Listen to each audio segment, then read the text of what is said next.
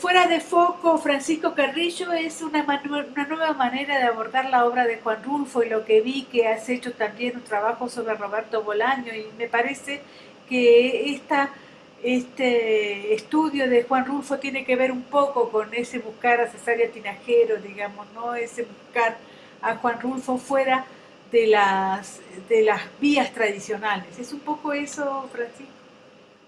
Eh, pues sí, realmente, aunque no menciona Bolaño en el trabajo de Rulfo, lo cierto es que sí hay un paisaje compartido. A mí me parece que Santa Teresa de alguna forma es Comala.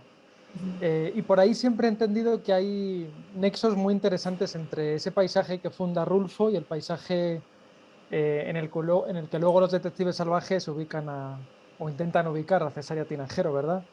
Eh, Así que sí, siempre he tenido el interés como de sacar las lecturas como del canal más cercano, más habitual, ser capaz de ubicar el lugar, pero también ubicar la lectura, pues eso, en otros entornos, o en entornos que a mí me parece que pueden ser también muy interesantes. Y por ahí es cierto lo que dices. De hecho, bueno, tu trabajo sobre Bolaño también fue una de las lecturas en fin, que yo he disfrutado más cuando trabajaba sobre Bolaño, en este caso, ¿no? Y por otra Claro. parte, luego hay una cuestión ahí que siempre me parece vinculante y es cómo ese paisaje, esa Comala o esa Santa Teresa son viajes al futuro. Es una manera no de viajar al desierto, sino de viajar hacia el futuro. Y de alguna forma creo que Rulfo está ahí también visualizando algo así como nuestra actualidad. Eso es cierto. Por otro lado, también el paisaje de Bolaño es imaginario y el paisaje de Rufo es real. Entonces también me parece que hay como cierta mirada tuya que no eres de aquí específicamente, y que miras estas dos realidades y las haces un poco iguales, también en vistas al futuro, ¿no? Sí, yo diría que más que una realidad nacional, que lo es, desde luego que sobre todo en Rulfo, yo diría que claro que hay un reflejo de una realidad nacional, algo así como una esencia de lo nacional. Sí me parece que también hay ahí una consideración más global, como ocurre con Bolaño.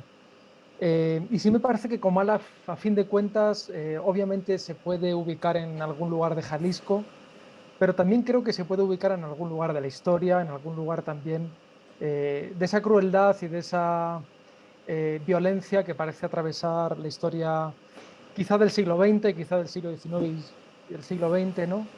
Que de alguna forma nos congrega a todos. Por ahí yo creo que es una lectura la de Rulfo que, aunque es cierto que desde México se asume como una lectura muy propia, muy de lo propio, fuera de México yo diría que se es capaz también de una lectura que convoque, pues eso, en otras circunstancias, otros momentos, otros lugares. No es difícil sentirse identificado con el universo rulfiano, por más que no, que el lector no sea un lector mexicano.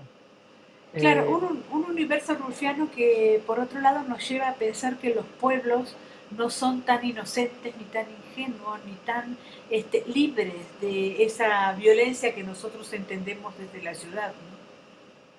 sí, normalmente, ciertamente, entendemos que la violencia es algo siempre ajeno a nosotros, ¿no? Yo creo que Rulfo, algo interesante de su planteamiento es cómo esa violencia parece que está encardiada también en cada uno de los individuos. Y por ahí Comala es un lugar que no parece dejar espacio a la esperanza. Todos los personajes son crueles, todos los personajes ejercen algún tipo de violencia, también son víctimas de la violencia, eh, pero es un entorno que nos culpabiliza también, de algún modo, y que nos responsabiliza. Y por ahí yo creo que Rulfo siempre tuvo esa idea de hacer una novela especialmente pesimista con el afán de apuntar ciertos errores históricos, si se quiere, que pueden de alguna forma también ser solucionados en el futuro. Es una especie de destino manifiesto, pero que tomando conciencia de él, parecería que podríamos de alguna forma trascenderlo. Entonces, esa mirada al pasado a mí me parece que es una mirada, lo decía antes, ¿no? Una mirada también al futuro, una mirada a su presente, y una forma también de responsabilizarnos pues, de esa violencia cotidiana. que tendemos a pensar que siempre es una cuestión de otros y habría que pensar hasta qué punto siempre es una cuestión de otros, hasta qué punto no somos partícipes en mayor o menor grado de ella, ¿verdad? Sí, también es cierto que son ensayos con esperanza, como tú dices, digamos, ¿no?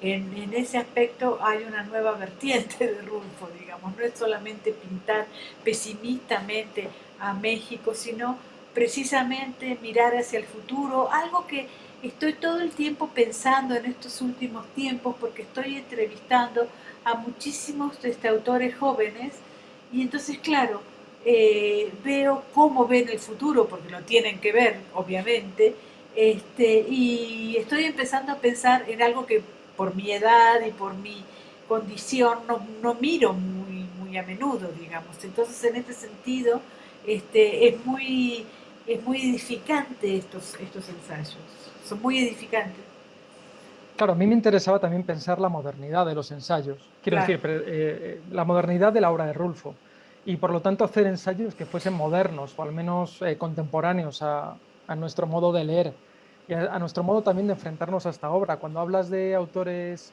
jóvenes, yo diría que precisamente los autores jóvenes mexicanos, leí el otro día, por ejemplo, Furia de Clio Mendoza, han recuperado de una manera muy clara, muy directa a Juan Rulfo.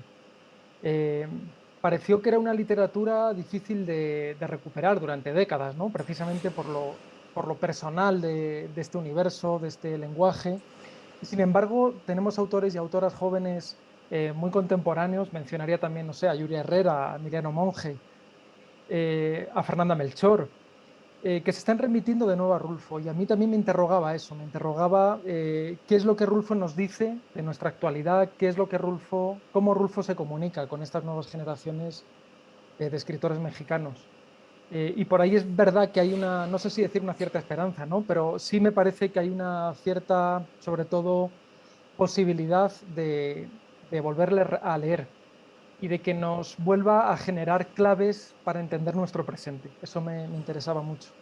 Sí, es cierto, también que en el mundo de tantas distopías uno empiece a mirar también el pasado, que el pasado tiene muchísimas respuestas sobre lo que somos ahora y lo que vamos a hacer en el futuro, ¿no?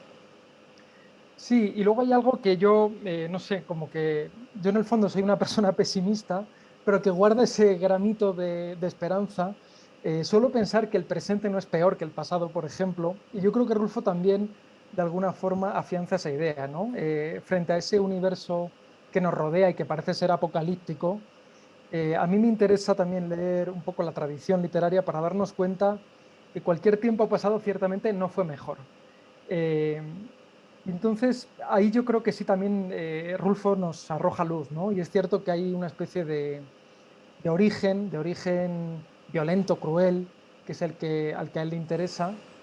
Eh, pero yo diría que también el presente guarda como otros pliegues. Y me parece que también nos tenemos que resistir a esa mirada apocalíptica. Creo que desde la conciencia de que las cosas pueden ir mejor, también podemos ser capaces de mejorarlas. Y por más que nuestro pues, universo más cercano, sobre todo en México, pues sí parece bastante negro, la verdad, siempre me parece que es interesante guardar como ese pequeño gramo de esperanza. Eh, y confrontarnos con el pasado y ver que el pasado realmente no fue un tiempo mucho mejor. Eh, eh, Así que bueno, has hablado de la palabra apocalipsis y a mí me cuesta ser apocalíptico. Lo digo también porque soy un padre joven y me cuesta como tener esa Claro, mirada con mi bebé, obvio. ¿no? De pensar que le arrojamos un mundo apocalíptico en sí mismo. No me parece que sea ni mejor ni peor que otros momentos históricos. Y creo que siempre tenemos que tener ese gramo de esperanza.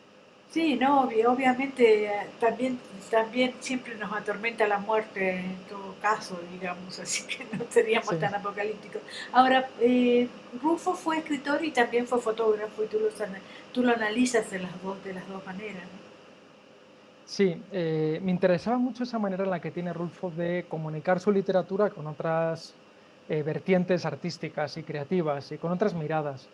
Y sobre todo la mirada fotográfica, me parece que es especialmente interesante. Él, antes que escritor, fue fotógrafo, o al menos sí me parece que maneja esa mirada fotográfica cuando se trata de escribir, que es una mirada moderna y que es una mirada que mapea el territorio de otro modo diferente a como normalmente se mapea a través de la escritura.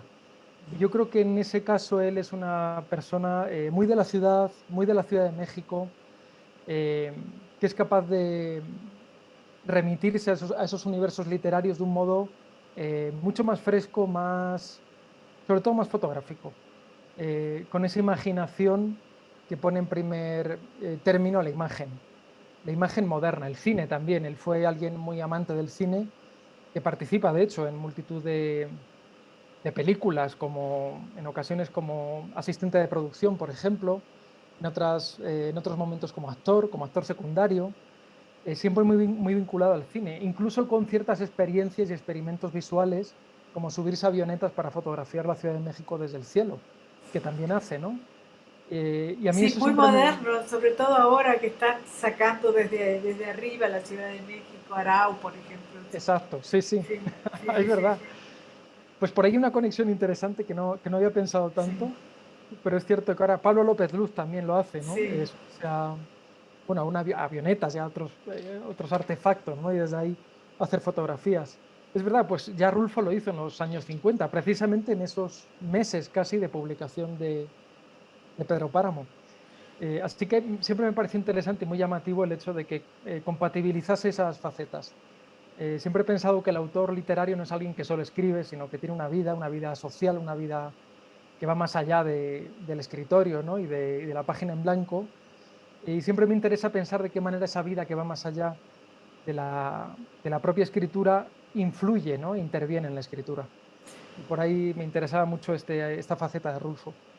Fuera de foco, lanza un artista muy imbuido de su arte, digamos, como que el arte lo calmaba, lo contenía, digamos, y se diferencia mucho de este artista tan torturado que pintó Cristina Rivera Garza en su ensayo. ¿Cómo tú habrás leído, por supuesto, Claro. el ensayo de Cristina?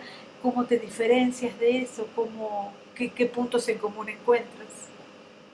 Pues cuando leí el libro de Cristina, sentí que había una cierta conexión. Yo, de hecho, este libro que ahora se publica, llevaba escrito muchos años antes. Y cuando sale Cristina, realmente sí me parece que es una manera de enfocar al personaje que a mí me resultaba bastante cotidiana, común, que yo había explorado también de formas bastante, hasta cierto punto cercanas quizá. Luego seguí desarrollando el proyecto y yo creo que también se fue diferenciando del Rulfo de Cristina. Yo creo que es un Rulfo más personal en ese caso. Ciertamente sí, un Rulfo contradictorio, quizás un tanto un personaje perseguido por sus demonios también. Y un Rufal Eh, trágico, me parece a mí. sí, quizá Mucho más trágico. trágico que tu fuera de foco. Claro, a mí me interesaba un Rulfo más juvenil también. Claro, El Rulfo bueno, así inicia el libro, ¿no? El Rulfo de antes de ser Rulfo, ese Rulfo juvenil claro. que está explorando.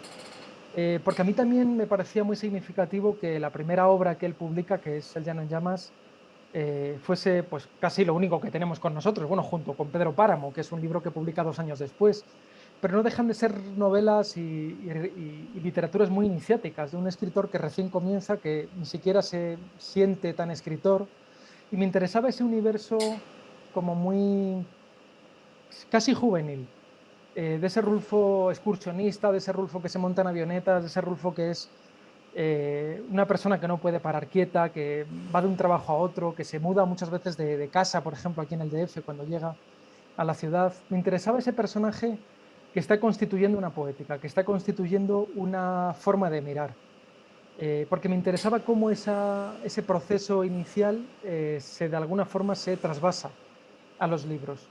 Y luego, ciertamente, yo creo que el Rulfo eh, menos juvenil es una persona, sí, más perseguida por su sombra, más perseguida por la figura que creó a su alrededor o que se creó a su alrededor, una figura, pues eso, hasta cierto punto trágica. Ahí estaría más o menos de acuerdo con Cristina Rivera Garza. Pero bueno, mi libro no trata tanto de ese otro Rulfo como del Rulfo más juvenil. Y bueno, la última, ¿lo pasaste este libro por la Fundación de Rulfo? ¿Lo aprobaron o no? No lo pasé, lo voy a enviar en estos días. Realmente me interesa saber qué puede ocurrir por ahí. Yo tuve algún cierto contacto con la fundación hace unos años cuando llegué a México y bueno, conmigo siempre fueron cordiales y la verdad es que sí tengo curiosidad de que lo lean. Pero bueno, por otra parte, tampoco es que sea necesario pasar una especie de filtro Claro. con la fundación. Eh, pero bueno, sí, sí lo enviaré en estos días y estaré atento a ver qué sucede por ahí. Perfecto, porque hay todo un cuidado alrededor de Rulfo que es a veces un poco incómodo, ¿no? Sí, sí, sucede de manera bastante común entre ciertos autores muy prestigiosos, Sí, con familiares o con personas que están a cargo un poco de este sí, legado y de esta memoria. Estoy pensando en Borges, por ejemplo, que también es un sí. escritor, en el caso argentino, ¿no? O Bolaño, O el propio Bolaño, claro. sí. Entonces sí, Perfecto. parece que comparte un poco en fin, este sino bastante discutible. Yo realmente no me parece que haya que ponerle puertas al desierto, y mucho menos a la posibilidad de leer, ¿no? De seguir leyendo. Finalmente lo que hace que cualquier autor esté vivo es que el lector lo pueda leer, lo pueda malinterpretar incluso. A mí me encanta la mala interpretación. Así que bueno, yo diría que sí, que lo que hace que un escritor esté vivo y sea vital y nos esté contando cosas todavía es precisamente la posibilidad que tenemos los lectores de hoy en día de malinterpretarlo. Muchas gracias por la entrevista. Un abrazo. Muchas gracias a ti.